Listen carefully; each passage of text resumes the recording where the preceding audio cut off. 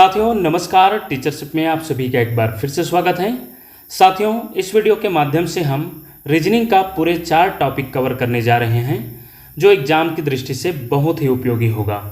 तो चलिए साथियों, हमारा जो पहला टॉपिक से कुछ प्रश्न देखते हैं। हमारा पहला टॉपिक है तार्किक क्रम में शब्दों का निर्धारण, जिसका पहला प्रश्न है उस विकल्प का चयन करें जिसमें निम्न शब्दों का तार्किक और सार्थक क्रम दर्शाया गया है। साथियों यहाँ पर हमारे पूर्व प्रधानमंत्री दिया रखा है। ये 5 जो पूर्व प्रधानमंत्री हैं उनके कार्यकाल के आधार पर जो यहाँ पर दिया है उनके हिसाब से ही हमें उनके कार्यकाल के आधार पर इसे क्रम से जमाना है। तो साथियों आप सभी को पता है कि हमारे देश के पहले जो प्रधानमंत्री रहे हैं पंडित जवाहरलाल नेहरू, ये पहले क्रम में आ जाएगा, अर्थात 3 जो है पहला होगा। उसके बाद लाल बहादुर शास्त्री जी आ जाएगा, तो यह जो है पहला जो है दूसरे नंबर में होगा।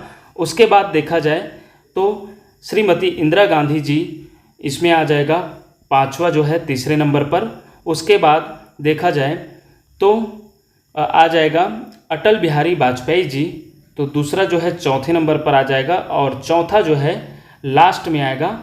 इस प्रकार जो है देखा जाए तो इसका क्रम जो है 3 1 5 2 4 होगा, अर्थात इसमें देखा जाए तो ऑप्शन में कहाँ पर दिखाई दे रहे हैं साथियों, तो देखा जाए तो यह ऑप्शन डी में दिखाई दे रहे हैं, इसलिए इसका जो आंसर होगा ऑप्शन डी होगा।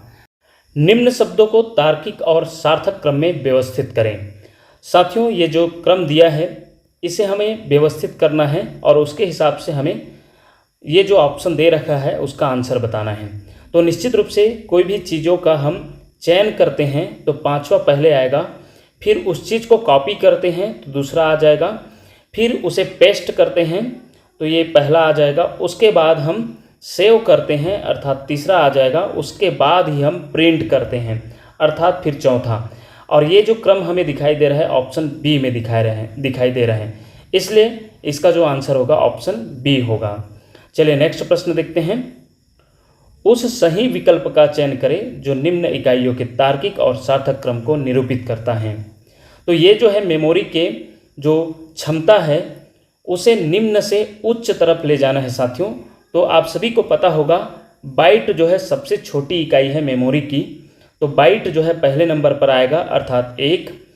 फिर आ जाएगा देखा जाए तो किलोबाइट केबी आता है, तो ये 5वां आ जाएगा। फिर उसके बाद आएगा मेगाबाइट एमबी आता है, तो दूसरा आ जाएगा। फिर आ जाएगा गीगाबाइट जिसे हम जीबी भी कहते हैं, चौथा आ जाएगा। फिर लास्ट में आएगा सबसे बड़ा जो देखा जाए यहाँ के हिसाब से तो वो फिर टेराबाइट आएगा, तो तीसरा आएगा। इस प्रकार यह क्रम हमें कहाँ पर दिखाई दे रहा है, तो निश्चित रूप से साथियों यह क्रम जो है आप देख सकते हैं यहाँ पर हमें दिखाई दे रहा है ऑप्शन सी पर 1 5 2 4 3, तो ऑप्शन सी इसका आंसर होगा। चलिए नेक्स्ट प्रश्न देखते हैं। उस सही विकल्प का चयन करें जो नीचे दिए गए जीवों को एक तार्किक और अर्थपूर्ण क्रम में व्यवस्थित करता है। तो इसे जो साइज के हिसाब से साथियों ये समुद्री जीवों की जो है लिस्ट है, जिसे हमें साइज के अनुसार निम्न साइज से जो है बड़े साइज तक ले जाना है। तो देखा जाए तो सबसे छोटा जो होता है वो स्टार फिश होता है, तो पहले नंबर पर आ जाएगा स्टार फिश। उसके बाद आ जाएगा पेंगुइन, क्योंकि जो है विशालकाय कछुआ की बात हो रही है, तो विशालकाय कछुआ जो है इसमें जो है तीसरे नंबर पर आ जाएगा। उसके बाद देखा जाए तो शार्क आएगा जो तीसरा दिखाई दे रहा है वो। उसके बाद जो लास्ट में आएगा ब्लू व्हेल, तो समुद्री जीव में सबसे बड़ी जीव होती है, तो ब्लू व्हेल दूसरा जो है। इस प्रकार ये जो क्रम हमें कहाँ दिखाई दे रहा है, तो आप देख सकते हैं साथियों यह जो क्रम है हमें ऑप्शन बी पर दिखाई दे रहा है, तो ऑप्शन बी इसका आंसर होगा। चलिए नेक्स्ट प्रश्न देखते हैं। उस विकल्प का चयन करें जो निम्न शब्दों के तार्किक और सार्थक क्रम को दर्शाता है। तो यह जो है साथियों यह एक तितली के जीवन चक्र को दर्शाया गया है कि पहले क्या आता है, तो याद रखिएगा पहला जो है अंडा से जो है स्टार्ट होता है। अंडा के बाद आता है साथियों लार्वा, तो दूसरा फिर चौथा, फिर तीसरे चरण में आता है साथियों प्यूपा जो पहले नंबर पर है, और फिर तीसरा जो लास्ट चरण है इसका वयस्क, तो वयस्क जो है तीसरा मतलब लास्ट में आएगा जो तीसरे नंबर का है। तो इस प्रकार जो हमें ये क्रम कहाँ पर दिखाई दे रहा है, तो निश्चित रूप से आप देख सकते हैं यह क्रम जो है हमें ऑप्शन सी पर दिखाई दे रहा है, इसलिए इसका जो आंसर होगा ऑप्शन सी होगा। चलिए नेक्स्ट प्रश्न देखते हैं साथियों। निम्न शब्दों को एक तार्किक एवं अर्थपूर्ण क्रम में व्यवस्थित कीजिए। तो सबसे पहले जो है देखा जाए, एक लेखक जो है, लेखक होता है, लेखक अपना लेखन का कार्य करते हैं, उसके बाद जो है प्रकाशन करवाते हैं, अर्थात प्रकाशन होता है कोई भी लेख का, तत्पश्चात जो है विक्रय होता है, अर्थात बेचाया जाता है बुक, उसके बाद ही पाठक तक पहुंचता है, फिर पाठक उसका पठन करते हैं। इस प्रकार देखा जाए तो लेखक तीसरे नंबर, फिर पहला नंबर जो है लेखन जो है दूसरा नंबर पे आ जाएगा, और वही तीसरा पॉइंट में आ जाएगा दूसरा जो है प्रकाशन, उसके बाद विक्रय होने के लिए जाएगा तो पाँचवां नंबर आ जाएगा, उसके बाद जो है पाठक अर्थात लास्ट में आ जाएगा चौथे नंबर। तो इस प्रकार यह क्रम हमें कहाँ दिखाई दे रहा है साथियों, देख सकते हैं यह क्रम हमें ऑप्शन ए पर दिखाई दे रहा है, इसलिए इसका जो आंसर होगा ऑप्शन ए होगा। नेक्स्ट टॉपिक में हमारा वेन डायग्राम है, इससे भी क्वेश्चन पूछा जाता है साथियों। तो दिए गए शब्दों या शब्द समूह का सही संबंध कौन सा आरेख प्रदर्शित करता है, एशिया, भारत, चीन। साथियों आप सभी को मालूम होगा एशिया महाद्वीप है, तो महाद्वीप के अंदर ये भारत और चीन हैं जो अलग अलग देश है, अर्थात ये भारत है तो ये चीन है। तो इस प्रकार ये जो डायग्राम हमें कहाँ पर दिखाई दे रहा है, तो ऑप्शन बी पर दिखाई दे रहा है, ऑप्शन बी इसका आंसर होगा। चलिए ये तो रहा कुछ सरल क्वेश्चन। अब हम देखते हैं, थोड़ा थोड़ा आगे बढ़ते जाएंगे इसका टाइप में। तो वर्ष, महीना, दिन। तो वर्ष, महीना, वर्ष फिर होता है साथियों एक बड़ा, वर्ष के अंदर आता है महीना, फिर उसके अंदर आता है दिन, अर्थात ऑप्शन सी इसका आंसर होगा। चलिए नेक्स्ट देखते हैं।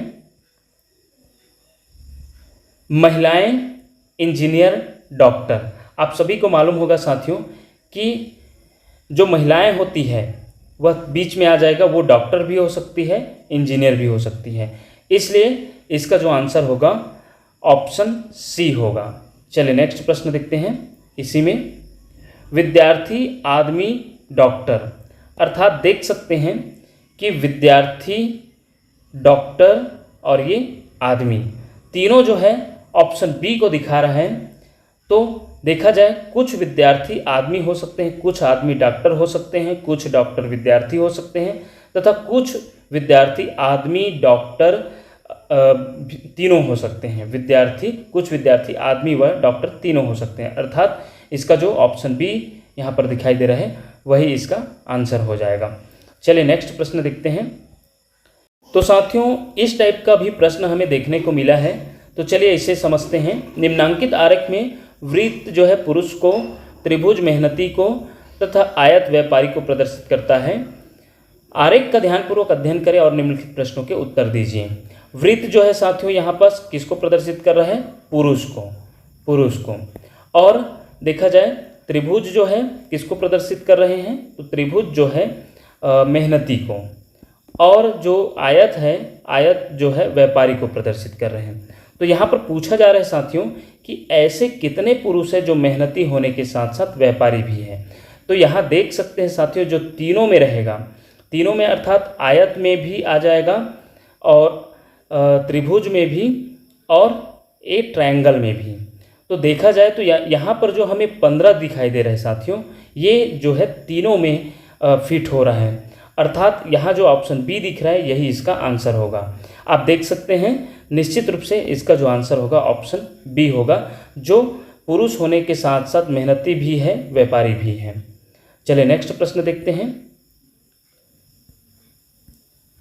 ऐसे व्यापारियों की संख्या कितनी है जो न तो मेहनती है और न ही पुरुष है। तो साथियों इसमें देखा जाए तो ऐसे व्यापारियों की संख्या बताना है जो न तो मेहनती है और न ही पुरुष है। तो मेहनती तो इसमें ट्रायंगल आ जाएगा, तो ये भी नहीं, इसके अंदर भी नहीं होना चाहिए और न ही पुरुष के अंदर होना चाहिए। तो अब बचा कौन सा, 3। तो ऑप्शन ए जो है इसका आंसर हो जाएगा, जो कि देखा जाए तो ऐसे व्यापारियों की संख्या है जो न तो मेहनती है और न ही पुरुष हैं। चलिए नेक्स्ट प्रश्न देखते हैं। उस वेन आरेख का चयन करें जो दिए गए वर्गों के समुच्चय के बीच के संबंध को सर्वोत्तम ढंग से निरूपित करता है। स्तनधारी उभयचर कछुए। तो साथियों, आप सभी जानते हैं कि यहाँ पर देखते हैं कि जो कछुआ जो होते हैं वो उभयचर होते हैं। देख सकते हैं कछुआ जो होते हैं वो उभयचर होते हैं, अर्थात पानी में भी रह सकता है, जमीन में भी रह सकता है। इसलिए ये वाला वेन डायग्राम होगा। और स्तनधारी इससे अलग है, इसलिए इसे बाहर में दिखाया गया है, अर्थात ऑप्शन जो यहाँ पर दिखाई दे रहा है डी, यही इसका आंसर होगा। चलिए नेक्स्ट प्रश्न देखते हैं। उन स्थानों की संख्या बताएं जिनमें आयत और त्रिभुज बने हुए हैं किंतु वृत्त नहीं है।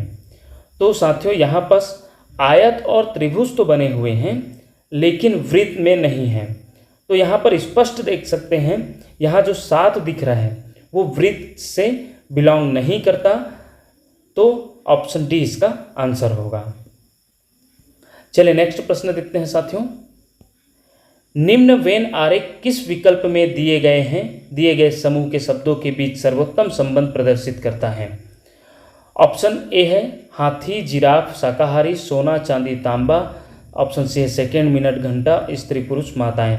तो साथियों, ऑप्शन ए इसका आंसर होगा, क्योंकि यहाँ पर देखा जाए तो शाकाहारी ये वाला डायग्राम हो जाएगा, उसके अंदर हाथी भी शाकाहारी है और जिराफ भी, इसलिए ऑप्शन ए जो है इसका आंसर होगा।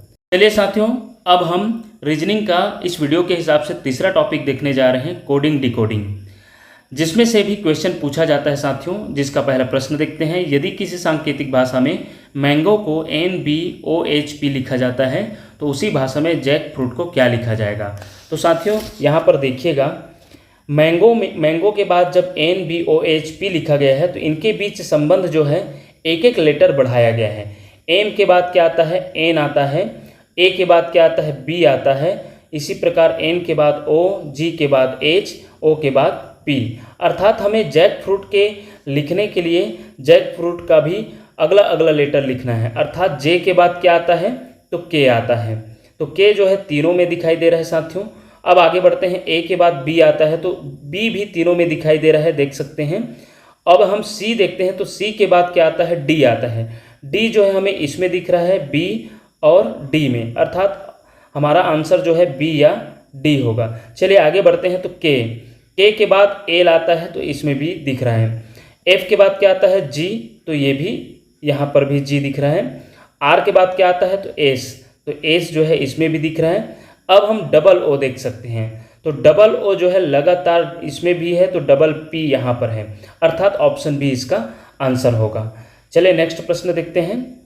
यहाँ पर अंग्रेजी वर्णमाला का क्रमांकित मान एवं क्रम याद रखिएगा साथियों, इसे हम इसलिए शामिल किए हैं क्योंकि इस टाइप के प्रश्न को बनाने से पहले आप इस प्रकार का नंबरिंग दे देंगे तो ज़्यादा सुविधा होता है निकालने में।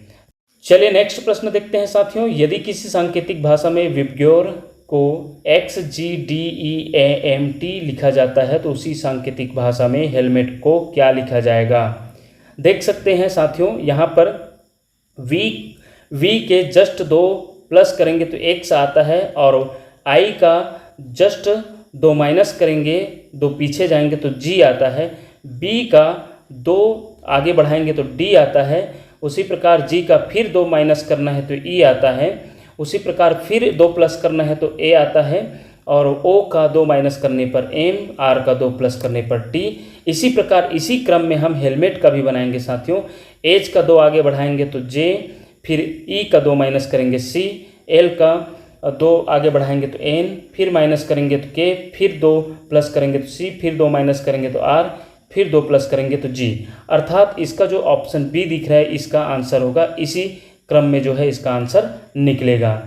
चलिए नेक्स्ट प्रश्न देखते हैं साथियों। यदि किसी कुड भाषा में लास्ट को 1 2 3 4 और बुक को 5 6 6 7 लिखा जाता है तो उस भाषा में टोस्ट को कैसे लिखा जाएगा।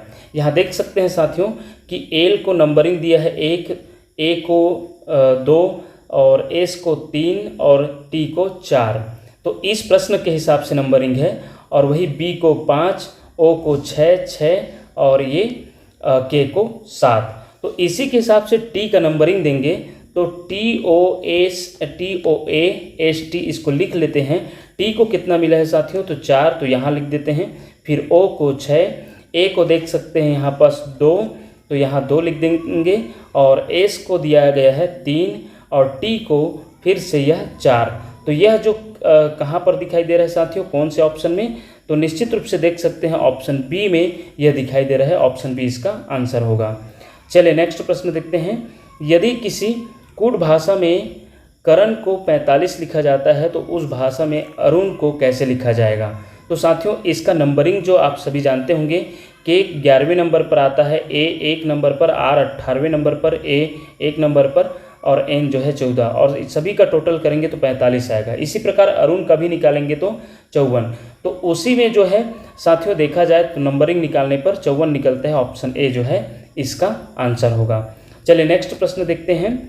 किसी कुट भाषा में पैंट को 83,527 और स्कोर का कोड 49,061 है, तो उसी कुट भाषा में रिसेंट का क्या होगा। तो इसमें भी इसी प्रकार देख सकते हैं साथियों कि यहाँ पास जो रिसेंट लिख सकते हैं, रिसेंट लिखने के बाद आप इसका पता कर सकते हैं। तो यहाँ पर देख सकते हैं आर का कितना नंबर है, तो आर इसमें दिख रहा होगा 6 और ई का कहाँ पर दिख रहा है, ई का 1, और उसी प्रकार सी का, तो सी का यहाँ पर है 9 और ई का कितना है, तो ई का अभी देखे हैं 1 और एन का देख सकते हैं दूसरा नंबर में है और टी का देख सकते हैं 7वां। अब ये नंबर हमें कहाँ पर दिख रहा है साथियों, तो निश्चित रूप से ऑप्शन डी पर दिख रहा है। ऑप्शन डी इसका आंसर होगा। चलिए नेक्स्ट प्रश्न देखते हैं। वर्गीकरण चौथा टॉपिक है साथियों इस वीडियो का। तो क्लासिफिकेशन देखने वाले हैं, इससे भी क्वेश्चन पूछा जाता है, मज़ेदार क्वेश्चन रहता है। 4 शब्द दिए गए हैं जिनमें से 3 किसी न किसी तरह समान है और 1 असमान है। उस असमान शब्द का चयन करें। तो लोहा, चांदी, पीतल, तांबा। तो साथियों इसका जो आंसर होगा ऑप्शन सी होगा, पीतल, क्योंकि लोहा जो है धातु है, चांदी भी धातु है, तांबा भी धातु है, जबकि पीतल जो है मिश्र धातु है, इसलिए इसका जो आंसर होगा ऑप्शन सी होगा। चलिए नेक्स्ट प्रश्न देखते हैं। दिए गए अक्षर समूहों में से 3 किसी प्रकार समान है, हालांकि एक विकल्प अन्य 3 के समान नहीं है, उस विकल्प को चुनिए जो बाकियों से अलग है। तो इसमें देख सकते हैं साथियों ए आई ई, आई ओ यू और ई आई ओ, ये सभी जो है स्वर से बना हुआ है, जबकि यहाँ पर सी में ई आई तो स्वर है लेकिन डी यहाँ पर व्यंजन शामिल हो गया है, इसलिए इसमें जो अलग है वो ऑप्शन सी है। चलिए नेक्स्ट प्रश्न देखते हैं। निम्नलिखित प्रश्न में दिए गए विकल्पों में से विषम शब्द चुनिए। नाव, गाड़ी, हवाई जहाज, जल। तो साथियों आप सभी जानते होंगे इसमें से नाव, गाड़ी और हवाई जहाज ये तीनों जो है सवारी करने के लिए उपयोग करते हैं, तो निश्चित रूप से यहाँ पर जो अलग है वो ऑप्शन डी है। चलिए नेक्स्ट प्रश्न देखते हैं। 4 शब्द दिए गए हैं जिनमें से 3 किसी न किसी तरह से संगत है और 1 असंगत है। असंगत का चयन करना है। यहाँ अप्रैल, जून, मार्च, मई दिया है साथियों। इसका स्पेलिंग देखते हैं तो अप्रैल का होता है इस प्रकार, अप्रैल, ये जो है कितने अक्षर का है, 5 अक्षर का है। यहाँ पर जून देखते हैं तो जून जो है 4 अक्षर का है। मार्च देखते हैं तो मार्च जो है ये भी 5 अक्षर का है। मई देखते हैं तो मई जो है 3 अक्षर का। यहाँ पर देखा जाए साथियों तो अप्रैल, मार्च और मई ये तीनों जो है विषम संख्या पर है, जबकि जून जो है 4 जो देखा जाए 4 अक्षर अर्थात सम पर है, इसलिए इसका जो आंसर होगा ऑप्शन बी होगा। चलिए नेक्स्ट प्रश्न देखते हैं। नीचे 4 पुरस्कार का उल्लेख किया गया है, उनमें से 3 किसी न किसी तरीके से एक समान है और 1 असंगत है। असंगत का चयन कीजिए। पद्म विभूषण, पद्मभूषण, परमवीर चक्र और पद्मश्री। तो साथियों इसका जो आंसर होगा ऑप्शन सी होगा, क्योंकि पद्म विभूषण, पद्मभूषण, पद्मश्री ये सभी जो है देखा जाए ये तीनों कुछ उत्कृष्ट कार्य के लिए मिलता है ये पुरस्कार राष्ट्रपति जी के द्वारा। तो और जबकि ये जो ऑप्शन सी दिख रहा है परमवीर चक्र, ये केवल जो है सेना में जो सिपाही होते हैं उनको जो है उनके उत्कृष्ट प्रदर्शन के लिए उन्हें परमवीर चक्र प्राप्त होता है। तो देखा जाए तो ये सिर्फ सेना को मिलता है, जबकि पद्म विभूषण, पद्मभूषण, पद्मश्री ये कोई भी व्यक्ति जो होता है हमारे भारत देश के, उन्हें जो है उनको उत्कृष्ट कार्य के लिए दिया जाता है, इसलिए ऑप्शन सी इसका आंसर होगा। चलिए नेक्स्ट प्रश्न देखते हैं। दी गई आकृतियों में से विषम आकृति ऑड वन आउट का पता लगाएं। VTLS आप सभी जानते होंगे साथियों, V का जो स्थान होता है 22, T का होता है 20 और L का होता है 12 और S का होता है 19। जिसमें देखा जाए तो VTL तीनों जो है सम संख्या पर है और ये जो S है वो विषम पर है, अर्थात इसमें का जो असंगत है वो ऑप्शन नंबर D है, अर्थात इसके हिसाब से D, तो D किस में दिख रहा है, ऑप्शन बी पर दिख रहा है, ऑप्शन बी इसका आंसर होगा। चलिए नेक्स्ट प्रश्न देखते हैं। इसमें भी असंगत ढूंढना है, तो देख सकते हैं साथियों ये जो है किसी न किसी खंड में है और ये जो ऑप्शन ए में दिख रहा है ये बीचों बीच है, तो यही एक असंगत है, तो यहाँ पर ऑप्शन सी जो है इसका आंसर होगा। चलिए नेक्स्ट प्रश्न देखते हैं।